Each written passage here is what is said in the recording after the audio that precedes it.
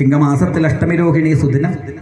അർദ്ധരാത്രിയിലെ പൂർണ്ണചന്ദ്രൻ ശോഭിച്ചതായ രംഗത്തില് ഭൂമിദേവി ആ അവതാര രംഗത്തിനായിട്ട് അവതാരമൂർത്തിയായ ഭഗവാനെ ഏറ്റെടുക്കാനായിട്ട് കാത്തിരിക്കുന്നതായ രംഗത്തില് യമുനാ നദി എന്തെന്നില്ലാത്ത സന്തോഷത്തോടുകൂടി കളകളാരവം പൊഴിച്ചുകൊണ്ട് പ്രസന്നയായിട്ട് ഒഴുകുന്നതായ രംഗത്തില് വായുദേവൻ മധുരാപട്ടണം മുഴുവൻ സുഗന്ധപൂരിതമാക്കിയതായ രംഗത്തില് യാഗശാലയിലുള്ളതായ യാഗാഗ്നി തനിയെ തനിയെ തെളിഞ്ഞങ്ങനെ കത്താൻ തുടങ്ങിയതായ രംഗത്തില് ഗന്ധർവന്മാര് കിന്നരന്മാർ യക്ഷന്മാര് ചാരണന്മാരൊക്കെ പലവിധത്തിലുള്ളതായ വാദ്യമേളങ്ങളെ മുഴക്കാൻ തുടങ്ങിയതായ രംഗത്തില്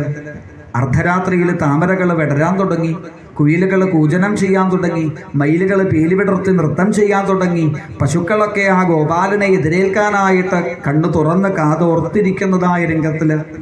യമുനാ തീരത്തുള്ളതായ ആ കാട്ടോടക്കമ്പുകളിലേക്ക് കാറ്റ് വന്ന് തട്ടുന്ന സമയത്ത് തനിയെ തനിയെ വേണുഗാനം വൃന്ദാവനത്തിൽ എങ്ങനെ ഒഴുകാൻ തുടങ്ങിയതായ രംഗത്തില്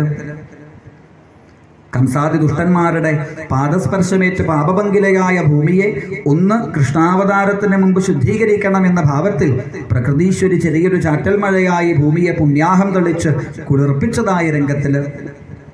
കുരുരിട്ട് നിറഞ്ഞ കംസന്റെ കാരാഗ്രഹത്തിനകത്ത് കൽഭിത്തികളിൽ തട്ടി മേഘനാദം ഇടിനാദം ചെറുതായിട്ടങ്ങനെ മുഴങ്ങുന്നതായ രംഗത്തില് കണ്ണടച്ചിരിക്കുന്നതായ ദേവകീ വസുദേവന്മാരുടെ